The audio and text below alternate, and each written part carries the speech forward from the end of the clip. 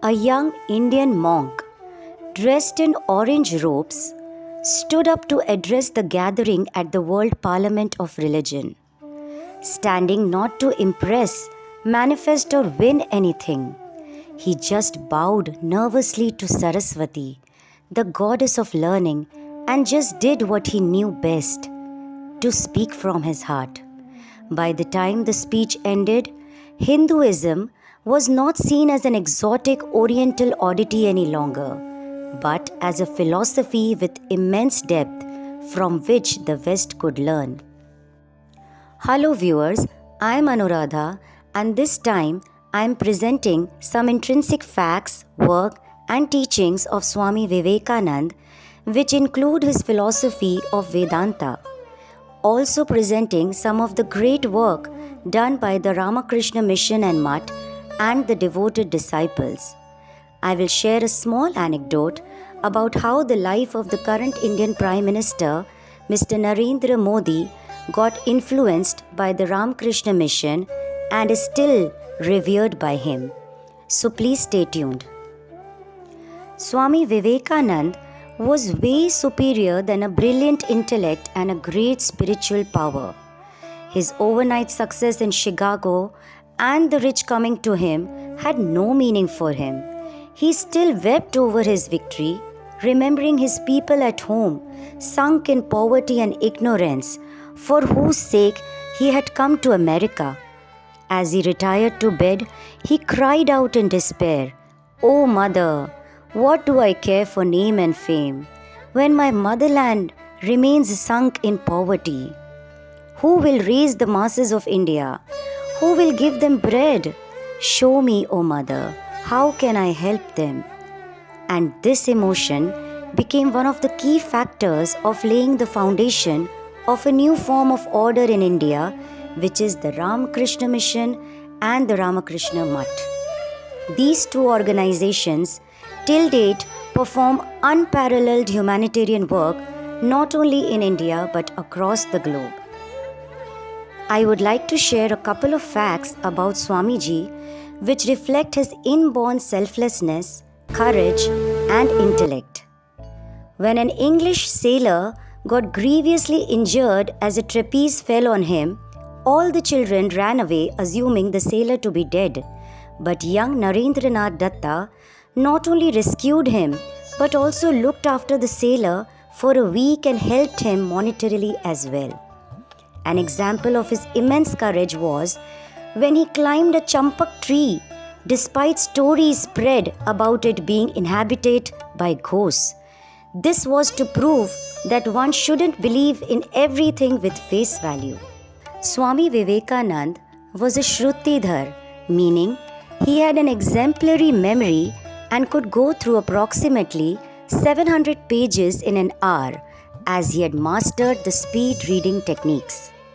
He could make this possible by processing large amounts of information in his mind, by retaining the important and ignoring the unnecessary stuff, whilst connecting them conceptually.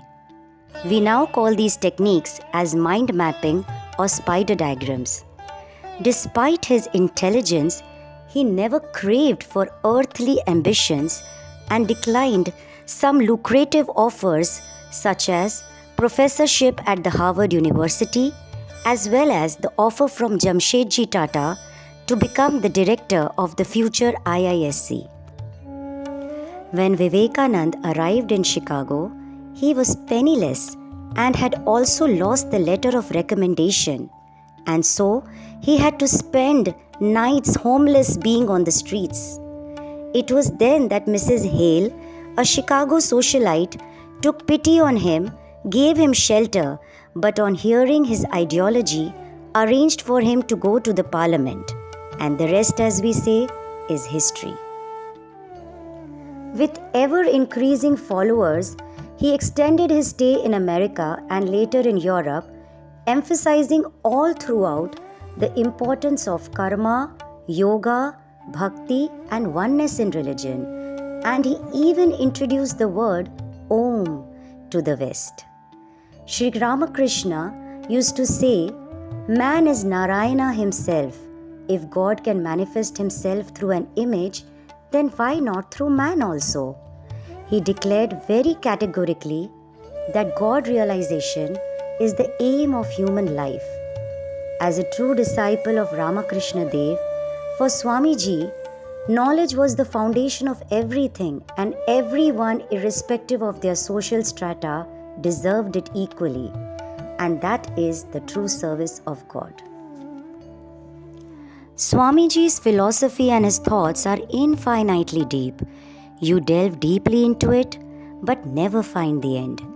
He was not an armchair philosopher, but rather a man who travelled all across the world himself, experienced the dichotomy of life as he lived in the streets and faced oppression and poverty firsthand, while dining with the kings and elites as well.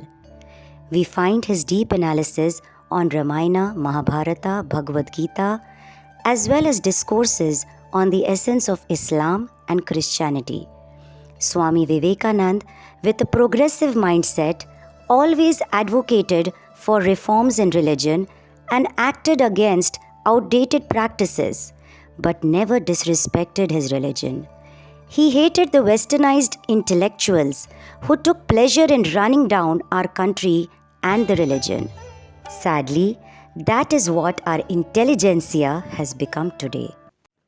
Friends, before we proceed ahead, please listen to this. This is a voice imitation of Swami Vivekananda done by us. In the world, take always the position of the giver. Give everything and look for no return. Give love, give help, give service, give any little thing you can, but keep out barter. Make no conditions and none will be imposed. Let us give out of our own bounty, just as God gives to us. The Lord is the only giver. All the men in the world are only shopkeepers. Get his check, and it must be honored everywhere. God is the inexplicable, inexpressible essence of love, to be known but never defined. Vedanta philosophy. Swami Vivekananda's version of Vedanta, also known as Neo-Vedanta, emphasized the unity of all beings and the sacredness of everyday life.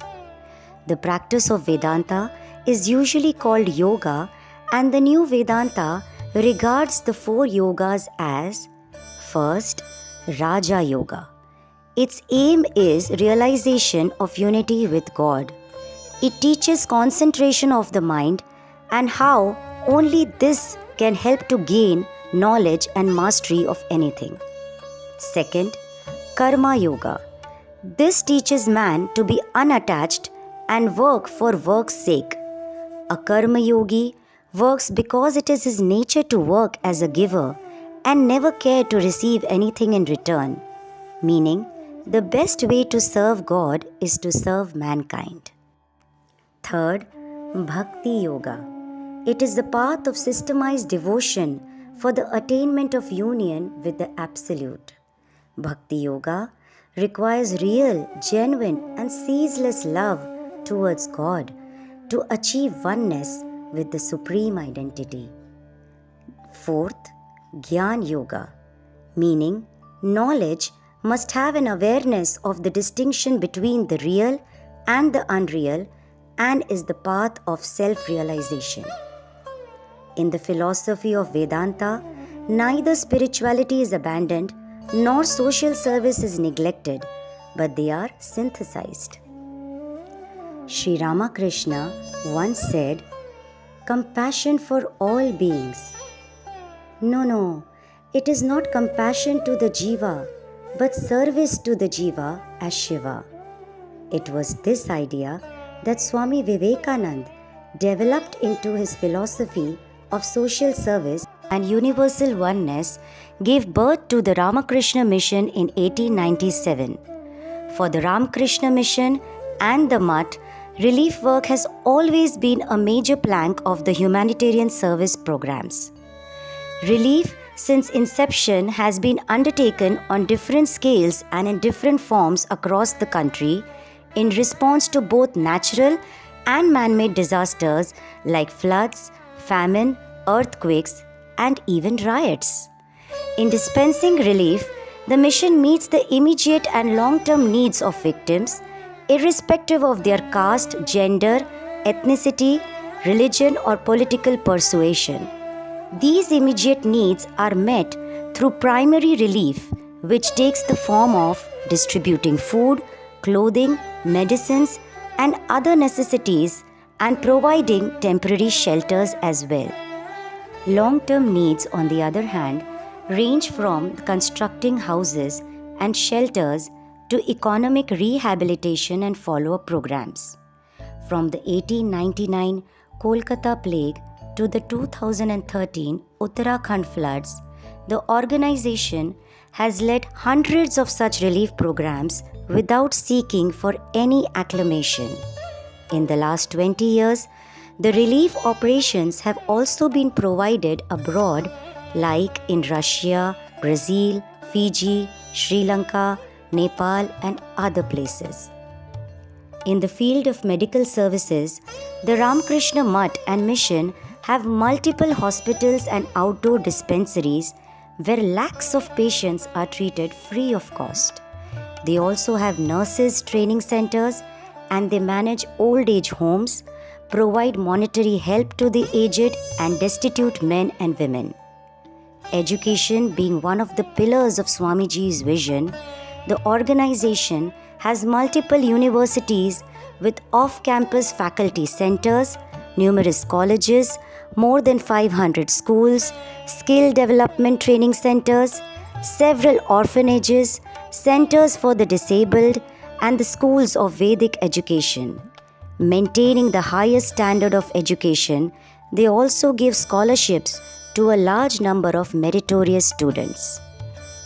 The Mutt is an integration of culture and religion where all festivities are observed across all centers with great enthusiasm. Swami Vivekananda, along with his 8 brother disciples, with the blessings of the Holy Mother Sharda, were instrumental in setting up the Mutt. All the disciples deserve equal honor, and to mention a couple of them, such as Swami Brahmanand was himself a philosopher and a monk and had similar spiritual experiences as Vivekananda. Later, Swami Vivekananda and Sharda Ma appointed him as the first president of the order, and he spearheaded the Ramakrishna Mission. Swami Turiyanand, who accompanied Swami Vivekananda during his second journey to the West, stayed there for a long time to continue to spread the teachings of Vedanta in America and Europe. The Mutt continues to produce great monks who inspire millions through their knowledge and immense work. Shri Narendra Modi, the current Indian Prime Minister, who was inspired by the teachings of Swami Vivekananda since his young days, wanted to join the mission to become a monk.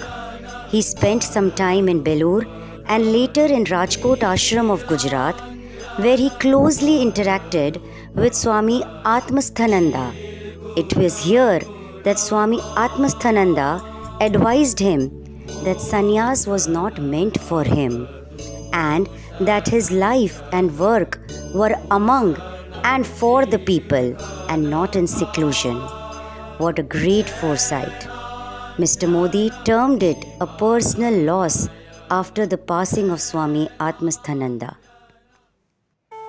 Swami Vivekananda realized that rejuvenation of India was not possible without the proper education of women.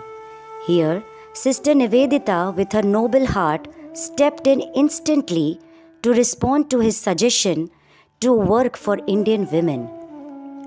Margaret Noble, also known as Sister Nivedita, played a very vital role in the multiple relief work programs and also towards women empowerment.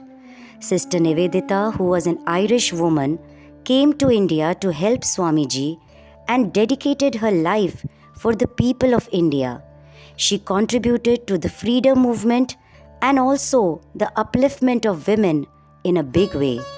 Her contribution to social causes with relief work will be etched in the history books. Sister Nivedita, by the blessings of the Holy Mother, Sri Sharda Devi and Swamiji, started the school in Kolkata. Unfortunately, in October 1911, Sister Nivedita passed away, which was a huge blow considering her immense stature and the influence she carried amongst all. The school was then spearheaded by Sister Christine, an American disciple of Swami Vivekananda and a close companion of Sister Nivedita, while facing a lot of challenges. Later, a band of self-sacrificing lady workers helped the institution, now known as Sister Nivedita School, and passed through various stages and gradually evolved into its present form. Arise, awake, and stop not till the goal is reached.